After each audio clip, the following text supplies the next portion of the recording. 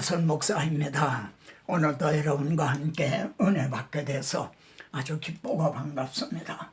오늘은 하나님의 구원계획 154번째 시간으로 다니엘서입니다. 다니엘서를 두 번에 나누어서 전할 터인데요. 오늘의 주제는 영원한 나라를 세우시는 하나님입니다. 다니엘서를 통해서 말씀하시라는 바가 무엇입니까? 여호와께 물으라. 우리는 이런 마음 자세로 다니엘서를 이제 대합니다. 다니엘서는 역사적인 부분하고요, 환상적인 부분, 이렇게 두 부분으로 되어 있습니다.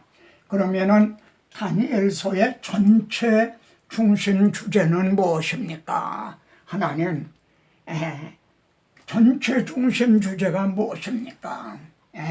오늘 다룰 역사 부분의 중심장과 핵심은 무엇입니까? 장래일을 계시하신 신상의 역사적인 의미가 무엇입니까? 손대지 아니하는 돌은 누구에 대한 상징입니까? 신상에 발을 친다는 구속사적인 의미가 무엇입니까? 이방인의 때는 언제 시작되어 언제 끝이 납니까? 우리가 이러한 주제들을 살펴보게 될 것입니다. 그런 가운데도 다니엘서의 전체 중심 주제, 하나님께서 다니엘서를 통해서 우리에게 말씀하시려는 중심 주제가 뭔가, 그리고 오늘 역사 부분의 중심장과 핵심은 뭔가. 왜냐하면 이제 증인된 우리 설교자들이 이 중심, 이것을 이제 자주 놓치기 때문입니다. 다니엘서를 통해서 말씀하시려는 전체 중심 주제가 무엇입니까? 이 여러 왕들의 시대에 하나님이 영원히 망하지 아니할 한 나라를 세우시리니, 한 나라를 세우신다.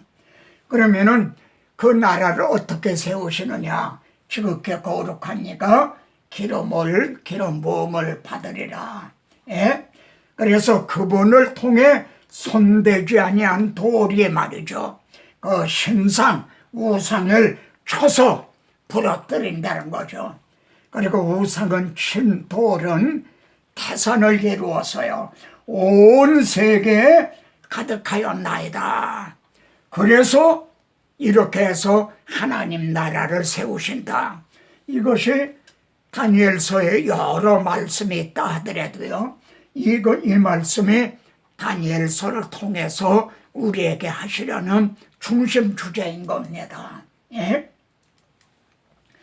다니엘서를 강의할 때요, 이 전체 중심 주제, 한 나라를 세우신다, 기름 부음을 받은 자를 통해서.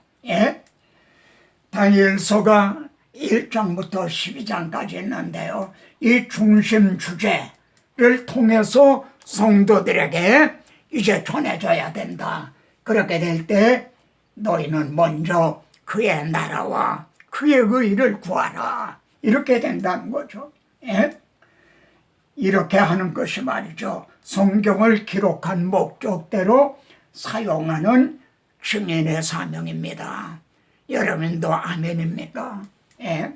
그러면은 여기에서요, 다니엘서의 내용과 기록 목적을 이제 분별해야 한다는 겁니다. 1장부터 6장 안에는요, 느부갓네살, 벨사살, 다리오의 왕들의 내용입니다. 그러나 기록 목적은 이 왕들을 위해서 기록한 게 아니고요, 지극히 높으신 이의 성도들이 나라를 얻으리니, 그리고 그 누림이 영원하고 영원하리라. 이렇게 기록 목적은 성도들에게 말이죠, 소망과 확신을 주기 위해서 지금 바벨론 포로하에 있는 이 성도들의 소망과 확신을 주기 위해서 기록이 됐다는 점입니다. 그러면은 앞부분이요, 이제 역사적인 부분의 중심장과 장래일을 알게 하시는 그 중심장은 2장입니다. 그리고 핵심은 나라입니다. 다니엘서에는요, 나라라는 말이 이렇게 66번이나 이제 등장을 합니다. 이 여러 왕들의 시대에 하늘에 하나님의 한 나라를 세우시리니 그것은 영원히 망하지도 아니할 것이요 영원히 설 것이라. 지금 이스라엘 유대 나라가 멸망을 당해서요, 왕도 백성도 포로로 잡혀와 있는 이런 상황, 이런 배경에서 하나님의 영원한 나라를 이제 세우신다. 영원히 망하지 않을 나라를 세우신다. 이건 얼마나 놀라운 비전입니까? 이해가 되십니까? 예? 크신 하나님이 장래일을 왕께 알게 하시려고 이렇게 신상 계시를 이제 꿈으로 나타내셨다는 거죠. 이 꿈은 참되고 지금 제가 해석해드리는 이 해석은 확실하니이다. 예? 신상 계시가 역사적으로요, 그대로 성취가 됐어요. 성경의 예언이라는 것은 장래일을 알아맞히는 그게 아닙니다. 예? 하나님의 이제 그 장래 이루시려는 구원 계획, 예? 그것을 전하는 거, 이게 성경이 말씀하는 예언인 겁니다. 현재는요, 바벨론인 거죠. 그 다음에 바벨론은 메대 바사에 의해 망하게 된다. 그리고 메대와 바사는 헬라에 의해 망하게 된다. 그리고 헬라 알렉산더 대왕의 그 헬라는 이제 로마에 의해서 망하게 된다. 이 수백 년 후에 되어질 일을 하나님은 벌써 예언을 하신 겁니다. 그런데 놀랍게도 이 예언이 그대로 역사적으로 성취가 됐다는 말씀입니다. 손대지 아니하는 돌이 신상을 이제 쳐서 부서뜨리게 되는데요, 이 돌의 부속사적인 의미가 뭔가 이사야서에 그게 나옵니다. 보라, 내가 한 돌을 시온에 두어 기초를 삼았노니, 시온에다가 둔다 이거예요. 나의 왕을 시온에 세우리라. 아주 귀하고 견고한 기초돌이라. 그것을 믿는 이는 다급하게 되지 아니하리로다. 여러분, 돌을 믿는 자입니까? 돌로 상징이 된 바로 예수 그리스도를 믿는 자들에게는 다급하게 되지 아니하리로다. 계시록 6장 16절, 가장 다급한 일이 뭔가요? 예? 왕들과 장군들과 부자들과 이들이요, 얼마나 다급하면 산과 바위 틈에 숨어서 우리 위에 무너져라, 그래 우리를 가리워달라, 그렇게 할까요? 이게 최고로 다급한 날입니다. 그러나 이 도를 믿는 자는 그렇게 다급한 일을 당하지 아니하리라 그러십니다. 그러나 이스라엘의 걸림돌과 걸려 넘어지는 반석이 되실 것이며, 이 반석 되시는 예수 그리스도 때문에 선민 이스라엘이 하나님의 나라를 빼앗기고 이방인들이 받게 되는, 걸려 넘어지게 된 거죠. 많은 사람들이 그로 말미암아 걸려 넘어질 것이며, 구원 얻는 사람이 있는가 하면 걸려 넘어질 자들도 많이 있다는 겁니다. 예? 그 반석은 곧 예수 그리스도라, 이렇게 사도 바울은 증언합니다. 여기에서요, 처음 건축을 할 때 말이죠, 맨 처음에 모통 놓는 모퉁이 돌이 있어요. 모퉁이 돌. 그래서 건물의 방향을 이렇게 정하게 되죠. 근데 건물을 완공할 때 맨 마지막으로 올려놓는 머릿돌이 있어요. 예? 우리는요, 모퉁이에 머릿돌이 되었나니라. 이 둘을 한꺼번에 이렇게 말씀을 합니다. 모퉁이 돌과 머릿돌. 그러나 의미적으로는 이게 다릅니다. 수르바벨, 예수리드의 족보에 있는 그리스도의 모형이죠. 그가 기초를 놓았다 이거예요. 예수 그리스도가 내가 이 반석 위에 내 교회를 세우리라 기초를 놓으셨어요. 즉 모퉁이 돌을 놓으신 거예요. 그런 그 모퉁이 돌을 놓았으면 그 일을 마치리라. 그 건물을 하나님의 나라를 완공하리라는 거죠. 머릿돌을 그래서 수르바벨이 머릿돌을 내려놓을 때에 이것이 계시록에서 이루었도다. 나는 알파와 오메가요 처음과 마지막이라 할 때 말이죠. 은총은 총이 그에게 있을지어다. 할렐루야 하고 영광을 돌리게 되리라는 거죠. 이제 제가 운영하는 이 출판사가 이름이 머릿돌입니다. 그날이 오기까지 머릿돌을 내어놓는 심정으로 예수 그리스도와 복음을 증언하는 것이 도서출판 머릿돌의 사명입니다. 머릿돌에서 출판된 제 책을 좀 많이 애용해 주시기 바랍니다. 그러면요, 신상의 머리를 치는 게 아니라 신상의 발을 친다는 구속사의 의미가 뭔가 여러분은 이미 이제 알고 계실 겁니다. 신상의 발을 친다는 발은 바로 로마 시대인 겁니다. 우리 예수 그리스도는 바벨론 시대, 바사 시대, 헬라 시대에 오시는 게 아니라 로마 시대에 오신다 이거예요. 말세에 나타내기로 예비하신 구원이라 이렇게 말씀합니다. 그러니까 로마 시대는 발의 시대거든요. 계시사 쪽으로 보면 예수 그리스도가 오심으로 말세가 시작이 되는 거예요. 그래 말세에 나타나기로 예비하신 구원인 겁니다. 이 돌 위에 떨어지는 자는 깨어지겠고 이 돌을 받는 자들이 있다 이거예요. 대항하는 자들이 있다 이거예요. 그러면은 결안으로 바위를 치는 것과 같죠. 깨지고 마는 거죠. 그런데요, 이 돌이 사람 위에 떨어지는 날이 온다. 이게 심판날인 거죠. 그러면은 가루로 만들어 흩으리라. 아멘입니까? 우리는 지금요 역사적인 발해 시대에 살고 있다는 경각심을 가져야만 됩니다.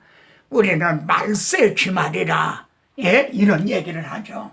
자, 그런데 우리 주님은요 예루살렘은 이방인의 때가 차기까지 밟히리라. 이방인의 때라는 말씀을 했어요. 그러면은 이방인의 때가 언제 시작이 됐냐면 바벨론 느부갓네살 왕은 그 머리니다. 신상의 머리라 이거예요. 여호와의 성전과 왕궁을 불사르고 바로 이 신상의 머리 되는 느부갓네살이요 여호와의 성전 왕궁을 불살랐어요. 예루살렘이 몇 번 침략을 당했지만요 이처럼 예루살렘이 완전히 함락이 되고 성전이 불타고 한 건 이때가 처음입니다. 시드기야의 두 눈을 빼고 바벨론으로 끌고 가고 이방인의 때가 이때부터 시작이 된 겁니다. 그리고요 주님께서는 이제 주님이 잡히시고 그랬을 때요 이제는 너의 때요 어둠의 권세로다. 이 세상 신 이것이 이방인의 때가 예수 그리스도를 십자가에 못 박는 일을 통해서 또 성취가 된 거죠. 그래서요 나라가 바벨론에서 바사로 헬라로 로마로 바뀌어도 이방인의 신상의 머리는 여전히 바벨론이다. 그래서 계시록에서는요 무너졌도다 큰 성 바벨론이여 그러는 겁니다. 바벨론이 그때 영적인 바벨론 세속 국가가 멸망당한다는 끝날, 이때가 이방인의 때가 끝나는 겁니다. 이해가 되십니까? 포로로 끌려가는 자들을 따라가시는 하나님을 여러분 기억하고 계시죠? 그런데요, 하나님이 따라가신 거는 자기 백성들만을 보호하신 게 아닙니다. 그러면은 왜 따라가셨는가? 여러 나라 가운데서 노이가 더럽힌 하나님의 택한 백성들이 포로가 돼갔다는 거, 내 자식이 감옥에 들어가게 됐다는 거, 아버지 이름이 얼마나 더러워져요. 하나님의 이름이 더러워졌다 이거예요. 나의 큰 이름을 내가 거룩하게 할지라. 그래서 따라가신 거예요. 이해가 되십니까? 내가 그들의 눈앞에서 나의 거룩함을 나타내리니, 따라가셔서 느부갓네살 앞에서 하나님의 거룩하신 살아계시다는 이걸 나타내리니 내가 여호와인 줄을 여러 나라 사람이 알리라. 그래서 따라가셨다는 거예요. 우리 인간은 하나님의 이름을 자꾸 더럽히죠. 지금도요. 그러나 하나님 자신이 이걸 회복하시는 겁니다. 느부갓네살에게 여호와의 힘을 나타내신 걸 보세요. 다니엘의 꿈을 해석해 줬죠. 그랬더니 느부갓네살이 뭐라고 말했습니까? 하나님이 한 나라를 세우시리니 하나님의 장래 일을 왕에게 알게 하신 겁니다. 이 해석은 확실한 겁니다. 그랬더니 느부갓네살이요, 다니엘 앞에 엎드려 절을 한 거예요. 이거 다니엘, 하나님의 종, 하나님 앞에 굴복을 한 거죠. 그리고 너의 하나님은 참으로 모든 신들의 신이시요 모든 왕의 주지시로다. 느부갓네살 앞에 하나님의 거룩하심을 나타내셨죠. 3장의 신상에 절을 안 하던 이 세 증인들이 있죠. 너희 건져내시리다. 자신들을 불못불에 던질지라도 능히 건져내시리다. 그렇게 하지 아니하시라도 왕이여, 우리가 금신상에 절하지도 아니할 줄 아옵소서. 그랬더니 네 사람이 있다 이거예요. 하나님을 찬송할지로다. 왕의 명령을 거역하고 하나님 밖에는, 하나님 외에는 다른 신을 섬기지 아니한 종들을 구원하셨도다. 하나님의 거룩하심을 나타내셨죠. 4장에서도요, 하나님의 다스리심을 깨달은 후에야 왕의 나라가 경고하니다. 느부갓네살이 말이죠, 정신을 차리지 못하고 교만했어요. 그래서 쫓겨나서 들짐승들과 함께 살면서 7년 동안 미쳤어요. 발광을 하는 거예요. 그래서 짐승들하고, 그런즉 왕이요, 내가 아뢰는 것을 받으시고 공의를 행함으로 죄를 사함을 받으소서. 느부갓네살이 뒤늦게 깨달았죠. 다시 미쳤다가 회복이 됐어요. 다시 왕위에 회복이 됐단 말이에요. 그때 느부갓네살이 이에 내가 지극히 높으신 이에게 감사하며 찬양하고 경배하나니 그 권세는 영원한 권세요 그 나라는 대대에 이르리로다. 4장에서도 하나님의 거룩하심을 또 이렇게 나타내시는, 근데 5장에선 말이죠, 벨사살이 말이죠, 왕궁에서 탈취해온 이제 금그릇 여기에다 술을 담아 마시면서 하는 장면이 나오죠. 벨사살이요, 왕은 그의 아들이 되어서 이것을 다 알고도 느부갓네살이 어떻게 이제 미쳤다가 다시 회복이 되고 그걸 알면서도 말이지 아직도 마음을 낮추지 아니하고 더 교만해졌다 이거예요.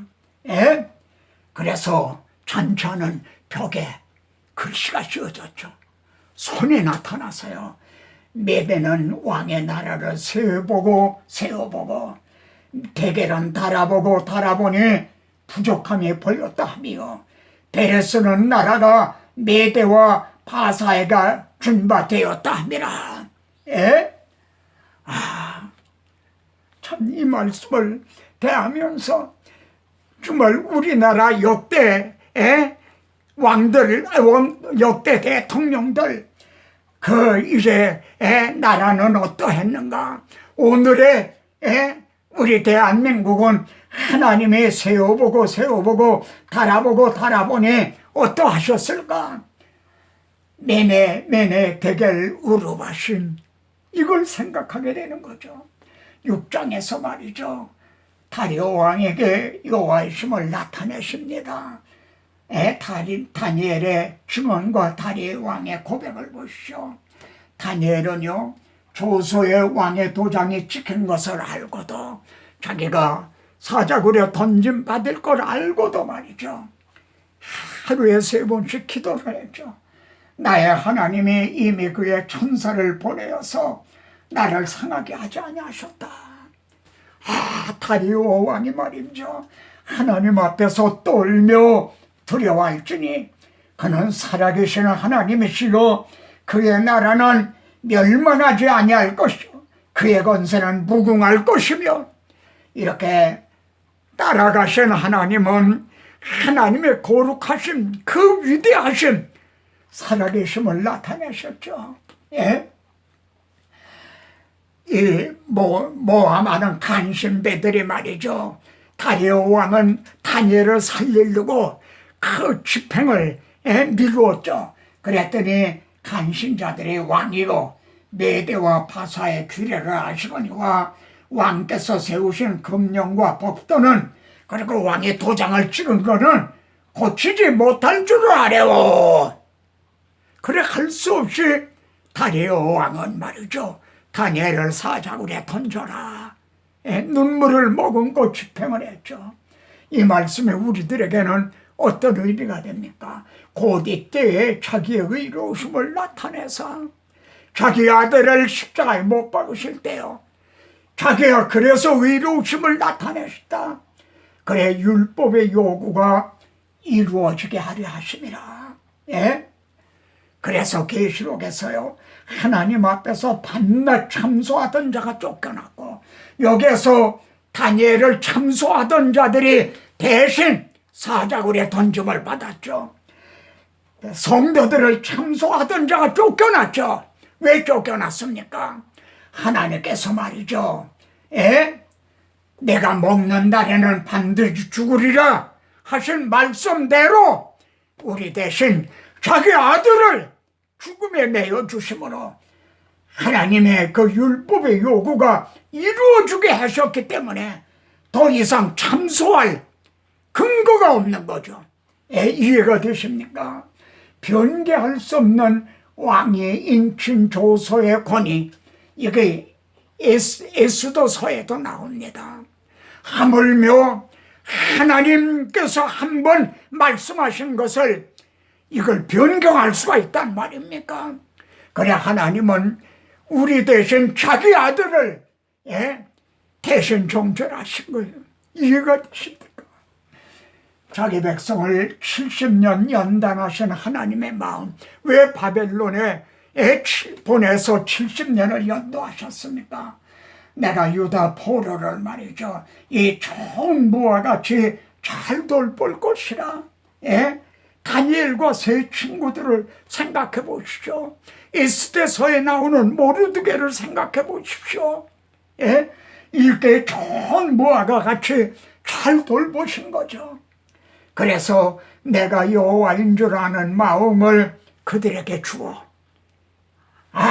이 바벨론의 70년 연단이 아니었다면 이런 여호와인 줄 아는 마음, 그 확신이 있었을까요? 진심으로 내게 돌아오게 하리니 그들은 내 백성이 되고 나는 그들의 하나님이 되리라. 이렇게 좋은 무화과를 통해서요, 다시 말하면 남은 자들을 통해서 말입니다, 거룩한 씨가 이 땅에 그루터기니라. 그래서 70년의 연단을 하신 겁니다. 이제 마지막 1장부터 6장에 나타난 핵심적인 계시가 말이죠. 다음번에 우리가 볼 논란이 많은 난해하다고 하는 7장부터 12장을 해석하는 열쇠가 됩니다. 잘 기억하시기 바랍니다. 이 여러 왕들의 시대에 하늘에 하나님의 한 나라를 세우시리니 영원히 망명하지 않는 나라를 세우신다. 그의 나라는 멸망하지 아니할 것이요 그의 권세는 무궁하다. 그럼 누구를 통해서 이루시는가? 기름 부음을 받은 자를 통해서요. 그리고 남은 자들을 통해서요. 이와 같이 지금도 은혜로 택하심을 따라 남은 자가 있나니라. 다음번에 볼 말씀에는요, 적그리스도로 말미암아 많은 사람들의 신학이 또 타락을 해요. 그런 가운데도 남은 자들이 있어요. 그들을 통해서 하나님의 나라를 이루신다는 것입니다. 이 거룩한 시가 이 땅에 그렇더니라. 아멘입니까? 다음 시간에 또 뵙겠습니다.